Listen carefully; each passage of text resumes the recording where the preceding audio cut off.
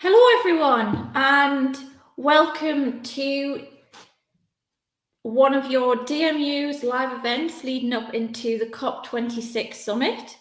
My name's Ruth McKie. I'm here to talk to you today about my research, and my research is in the field of climate obstruction.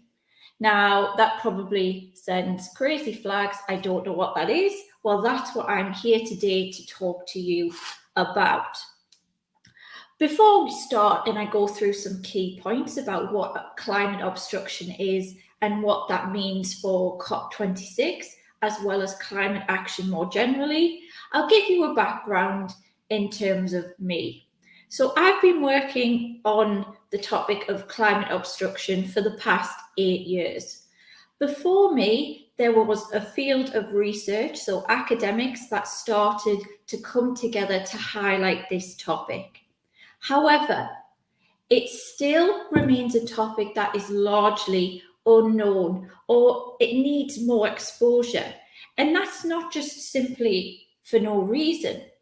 Rather, the work that I'm going to go through today demonstrates why people do not necessarily like to hear what me as a researcher may have to say.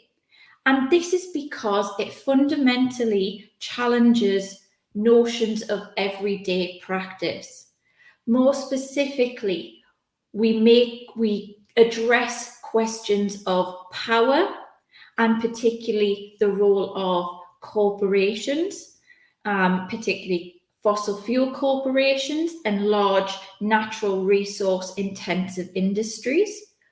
We look and question about what this means for democracy and how democracy is undermined by individuals, by these corporations, and how individuals in governments and a complicit media ecosystem have essentially undermined climate action. And this has not just been random event. As I'll demonstrate, this is a strategic engagement in systematic action to prevent climate policy, and undeniably, it has directly impacted or delayed the world addressing climate change. Now, through the comments, you can drop a comment, ask a question as we go on. I'm going to talk for about 20 minutes and then I'll hear what you have to say. Any questions, ask me anything.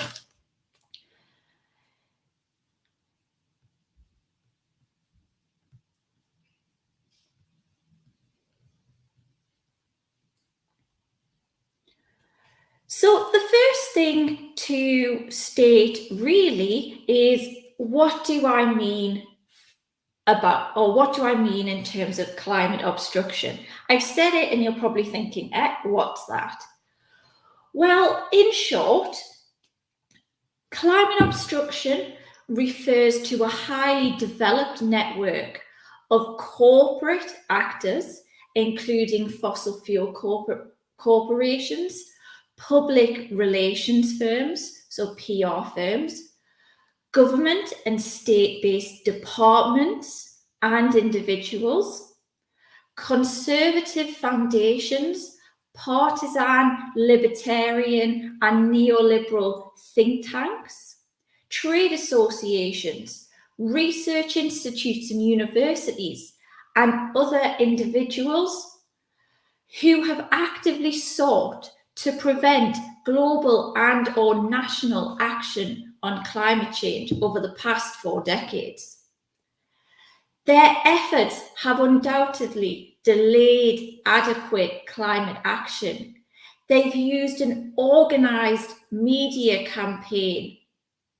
They've lobbied politicians, even funded political campaigns, used false advertising and advertising that doesn't necessarily tell the truth. And they've disseminated climate skepticism or delaying discourse from denying the scientific evidence on climate change to saying there isn't much we can do about it now. In turn, these discussions, these narratives that are presented to the public impact public debates. They impact political support and political support for climate policies, for politicians. And it also reduces the ability to collectively mobilize as a world and to mitigate and adapt to the climate crisis. Now, that is, in short, climate obstruction. And I've put on the screen in front of you a really important piece of work by Robert Bruhl from Brown University in the US. And climate obstruction really is overt, so really obvious, and there is detailed, significant evidence of climate obstruction in the US. And this is what it looks like on paper. It's a network of actors together. And what's central is the use of monetary resources and other forms of influence. So monetary resources are essential. These are fossil fuel corporations, political foundations, often on the conservative right, and individuals. They will fund advertising agencies, universities to conduct research, advocacy organizations that present information and stories to the public. So they pay these groups to do that. These groups are close and connected to lobbying firms, campaign and funding PACs in the US, conservative media in particular. And this is where it gets into the public agenda, the media agenda, and the political agenda, and in turn impacts policy.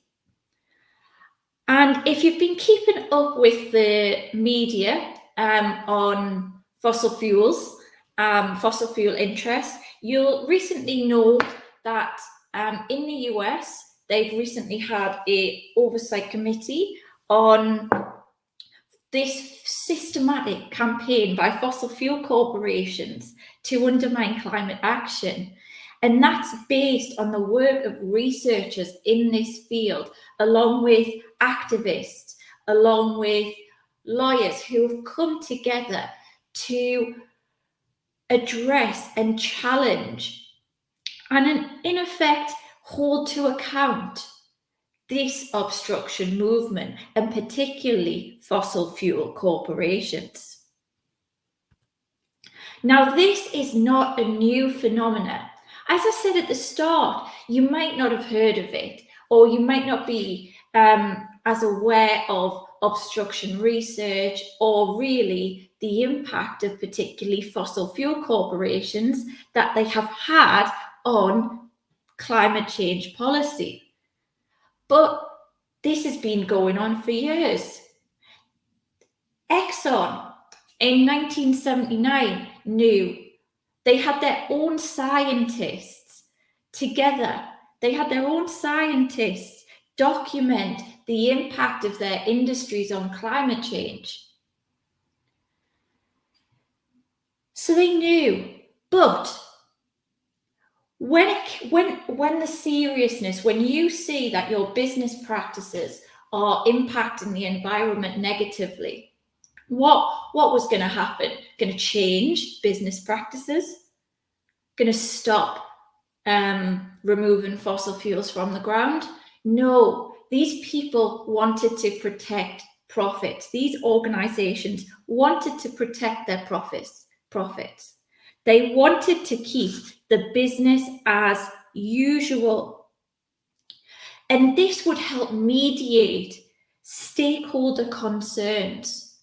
But it was also essential to create these ideas, these messages that despite these organizations, these corporations and associated organizations, that climate change is real and fossil fuels are causing it, they had to try and tell something different and tell their own story to prevent climate action, to prevent the implementation of policy, and to ensure that they kept the world going round, i.e., continued use of fossil fuels. Now, what type of messaging did they use? And do they use now? So this isn't just a past phenomenon that's no longer exists. This is ongoing. In fact, the messages used by climate obstruction actors have changed over time. They've gone from what felt good at the time, what was playing with the audience at one time, might no longer be playing with the audience now. So they change their discourses over time. And in the piece in front of you, it's written by Lam et al. They synthesize the literature of academics who have explored these delaying discourses. So what the fossil fuel industry, as well as this large body of climate obstruction actors have used over time. And they divide it into four broad categories. And some of these you will hear maybe as a layperson say. You will hear it in the voices and speeches of politicians. You will hear it in the media, and you will hear it in the discourse of companies themselves. For instance, pushing non-transformative solutions is a big one. One of the big ones now that are used in particular by the likes of Chevron and Shell, is that fossil fuels are the solution to the problem. Yeah, fossil fuels can solve the climate crisis. They'll emphasize the downsides. So they'll say, well, we can't necessarily do that. If we stop using fossil fuels, then we're going to go back in time. We're not going to be able to have the things we have. We're not going to be able to do the things we do. They redirect responsibility. They focus on the individual. The individual can make the changes to prevent climate change. And this is, in essence, a contradiction to the International Environmental Agency report that detailed that however much an individual, and we all came together, made significant changes to our individual lives, over half of emissions reductions, for instance, has to come from phasing out fossil fuels. So individual action is important. And as a collective, we can make some changes, but without the removal of fossil fuels, as well as rethinking land use and how we change the land. So particularly agriculture, large agriculture and growing agricultural business is changing the land. For instance, it increases deforestation. So that impacts on a broader scale. And lastly, they like to come up with a surrender. Now, doomism, it's a problem, and change is impossible. But it doesn't have to be this way. Nevertheless, this exists, and it exists now, and it's having implications for policy now, including leading up to and will impact the COP26 outcomes. In a recent leak to the BBC, this was last week, they revealed significant lobbying by Saudi Arabia, Japan, Australia, amongst other countries, to downplay the need to move away from fossil fuels rapidly. So it was to delay it, and this is in the lead up to COP itself, so that these ideas are on the agenda already. These ideas are going to implement or impact the outcomes that may come from COP26. So they're not playing around. These are delaying activities. You've got other actors that are going to be there at COP that have a say.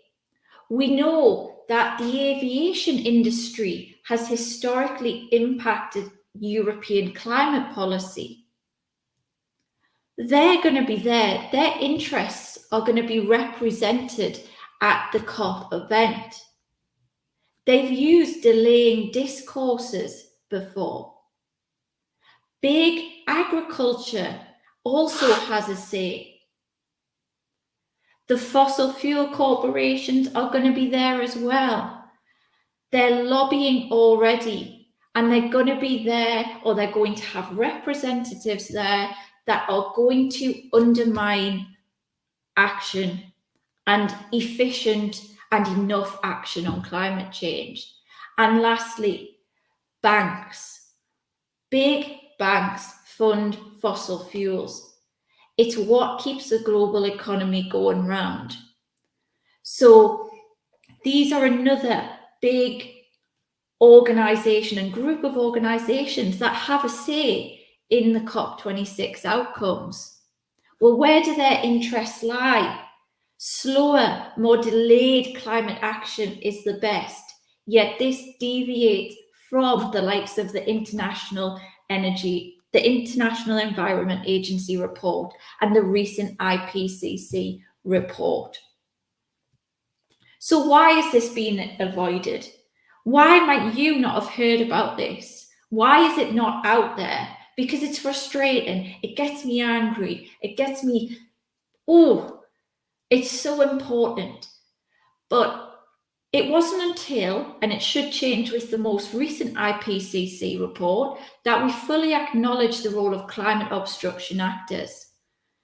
Really, this is about politics. You can say all you want about the science of climate change, but you cannot have a conversation on the science without politics. For researchers like me, for activists doing the same thing, exposing this truth, we are speaking truth to power. We are challenging big groups of people. We are challenging state or government actors, both to do more, to stop the revolving door. And if they're undermining democracy, then we need to call it out. But it's even harder because fossil fuel corporations, those interested in protecting big business, that are part of this obstruction network, they own businesses. They make the global economy work. They manage financial markets. And to protect business as usual, it means delaying climate action. It means slowing it down, despite these activities causing environmental decline and have led to climate change. Remember, they admitted it. They had their own scientists say, and they've known about it and have campaigned systematically to prevent action. Disinformation campaigns, misinformation campaigns. So what does this mean for COP26 when we're going into it? And what can you look for as well?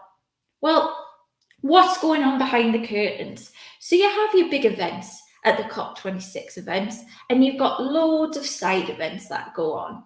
Well, one of these side events that has just been reported is called the Climate Pledge Theatre. The irony of this side event is wonderful. So this is held by big companies, so you can imagine the interest there.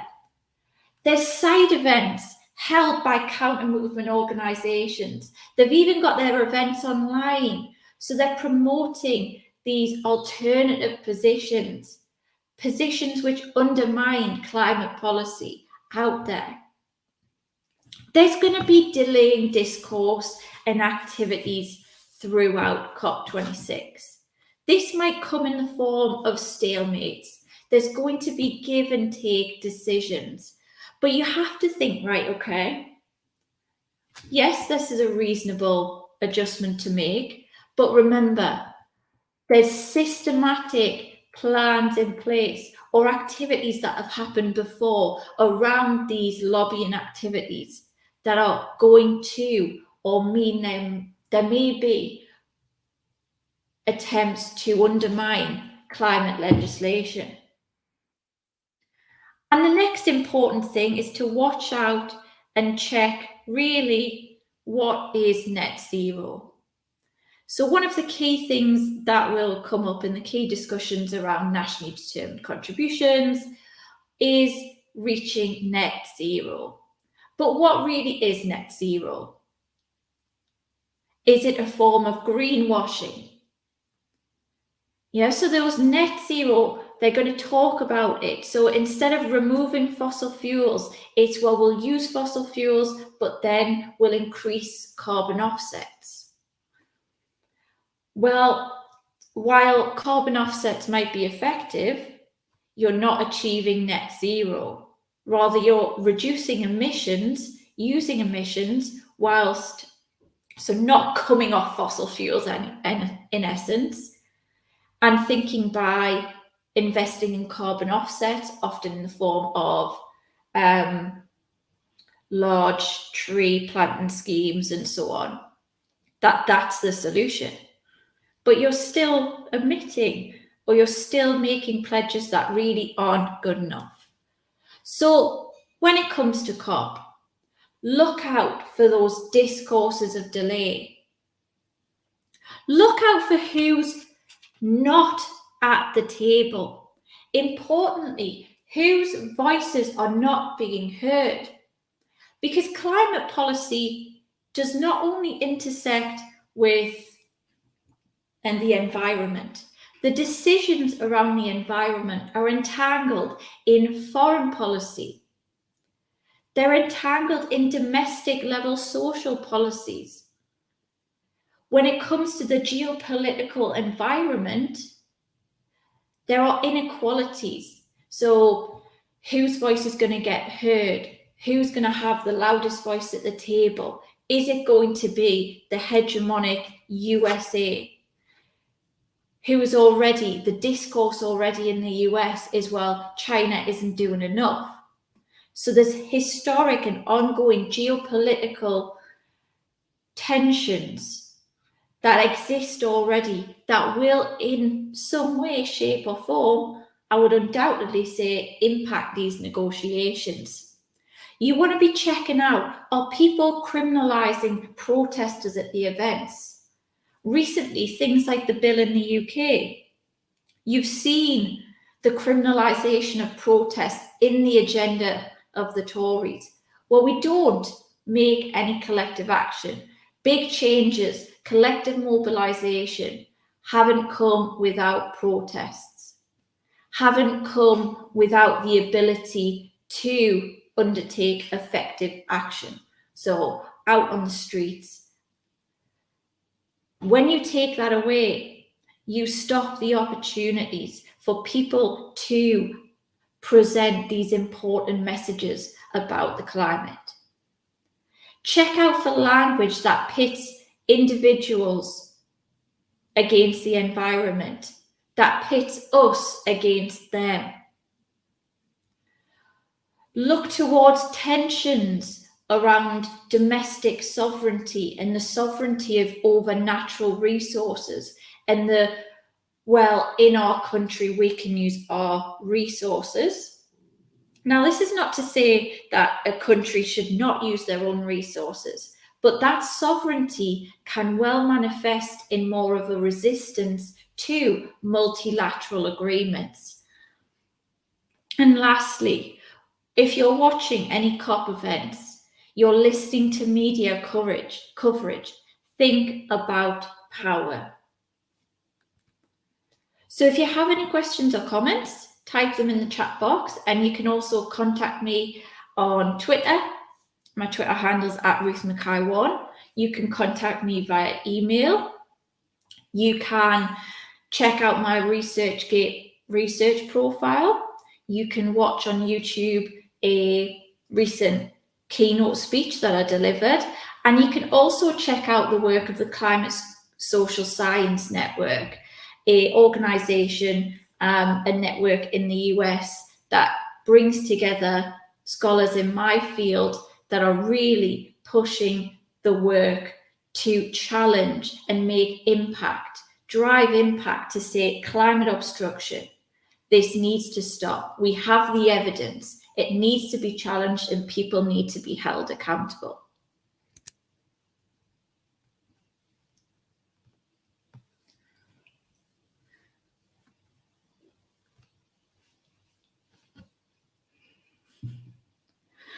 Okay, really interesting. Thanks. What are your thoughts of the divestment campaigns versus the role of shareholder pressure to change fossil fuel companies and their operations from within?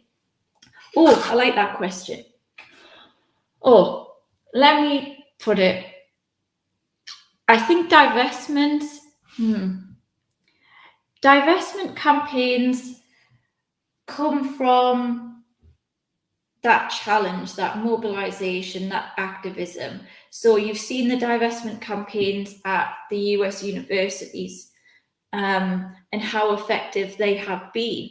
So certain institutions and organizations might be more effective or not more prone, but more susceptible to pushing for divestment campaigns. When it comes to the role of shareholder pressure to change fossil fuel companies and their operations from within, I used to be optimistic. Let me say, I used to be optimistic about that change from within can come. But that change from within, especially from large fossil fuel companies, seems to be less so. So you can go and check out the Oversight Committee which has brought together a representative from BP, Shell, the American Petroleum Institute, Chevron, ExxonMobil as well. And when they're sitting and they're on this committee hearing, this is yesterday, and they are faced with a challenge from Congress to say, you have lied. You have taken out this disinformation campaign. This is the evidence.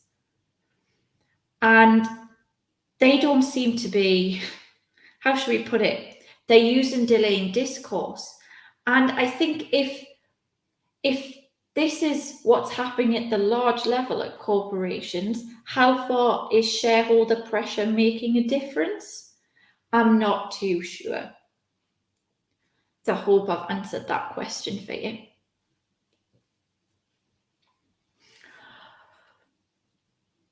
What is the role of universities in addressing climate obstruction, and what can we do as individuals? I think there's a lot that universities can do, and as individuals we can do. So in a university context, there are individual actions and more structural actions. On an individual level, we know that individual behaviour can and does have an effect. It does reduce emissions, it changes personal consumption. So we can engage in the work that DMU does already. Yeah, DMU does a great job. It's got loads of campaigns and activities and opportunities. And this is where behaviour change is coming in. As a university, and I hope other universities as well, can help individuals in this environment to push that change, to change our behaviours, to talk to others. But also, I think it's important that we don't just accept individual action as the solution. Rather, individuals can and should be, if they want to, and I hope more people will, start to engage in minor forms of activism, telling stories, informing others about what's going on. Tell each other, tell friends, well, you can do this individually. This is what you can change your behaviour-wise. But you can also start to call out. You can sign this petition. You can challenge the work of this politician who has turned around and said, well, we can't really do anything about it. So you can make an active attempt not only to change your own behaviour, but also to be active politically. Universities, I think, have an important role to play. As I mentioned, we are a space for behavioural change. Yeah, so we can support people on a journey. But on a structural level, we've got to think about something. Universities are an environment where, in their current context, there are certain priorities. Priorities within a current economic system that pushes everything very, very fast. It is focused on finance. It is focused on making sure things are cost effective. And in turn, that sort of narrative, that sort of environment itself isn't really conducive with what a climate, a sort of nature informed, what a sort of, not a utopia, but a degrowth model, or something where our lives, including university institutions, are more in tune with the environment. So there's something rather structurally to think about. But there's also things like food and agricultural resources. So we know with land use changes, where are partly a result of the expansion in large agricultural sectors. They are also at the hands of private profits and certain corporations like PepsiCo. At the same time, there's that land degradation happening. There's also harms to people. So Indigenous communities in particular, marginalised people. And it's important, I think, as a university, we consider even more where our food comes from. Where does it come from? Who are we using? How can we maybe find alternatives to the food sources that we have that are more climate friendly? And I think we have this, and a lot of us do engage in this sort of, we close one eye for sort of to avoid the reality of what's going on. So we want our can of Coke, so we pretend something's not happening in another country. Well, how about we start to do that on a structural level? Instead of using those types of products, what can we do? Can we change our suppliers? Things like that. They can be big things or larger, broader, crazier things, but they are opportunities for small as well as big changes. So I hope that answered that one. To reach people who don't necessarily come from a similar perspective, how do you avoid just preaching to the converted? Well, I think that's a really important question, Andy. And how should I put this? I do find, on a personal level, yes, you do often find that you are in your own echo chamber. And sometimes I know that, I remember when I started this research, or it was in 2017, I did, when I got my PhD, I had a PhD, and someone asked me, isn't your research just a conspiracy theory? And that really stuck out to me because no, it's not a conspiracy theory. There is evidence, solid social scientific evidence of this activity. So you can just, what I do is, here you go, here is the evidence. And it's the evidence that you can work with. But we know that science is political. We know there is a environment from other, so we're in an environment where there are so many different perspectives, and there's so much information coming from different places, from disinformation to conspiracy theories. So it's important that when you're reaching out to new people, you provide the evidence, you put it straightforward and clear. And I try to do that and make things clear, as well as how it relates to people. So I talked about previously about going, well, the IEA says, even if everybody in the world changed their behavior, that still wouldn't be enough to address and hit the 1.5. So don't go above 1.5 degrees. And that responsibility more broadly lies with removing fossil fuels. And it's those sort of scientific facts, I guess, there that you can lay out and say, think about that. So that's what I do spend a lot of time in my own echo chamber. I do. But I think I've convinced my parents, and they didn't really know anything. Or maybe that's just me harping on at them all the time. What do you think about the HS2? Is it a good or a bad thing? Oh, Victoria. How should we put this? I would say it's very bad. And bear with me on this.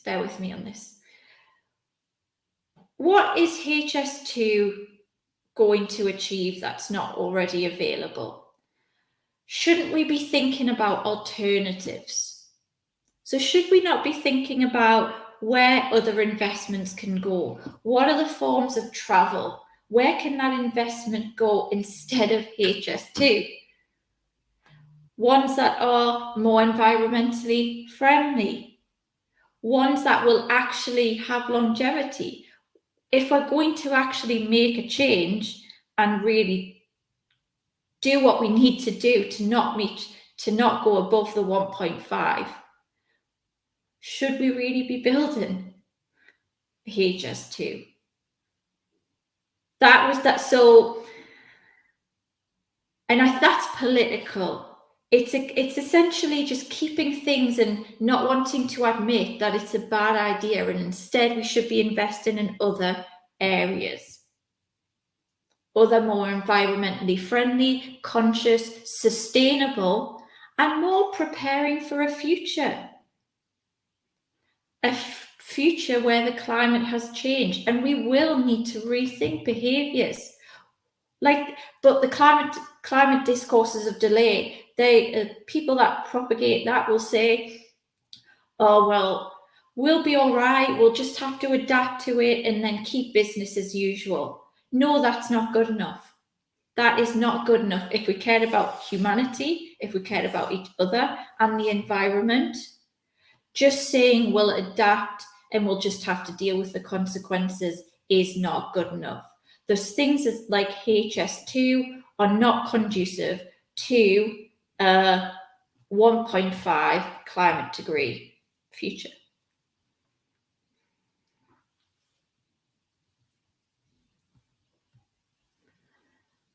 That was a bit political there. Sorry about that one.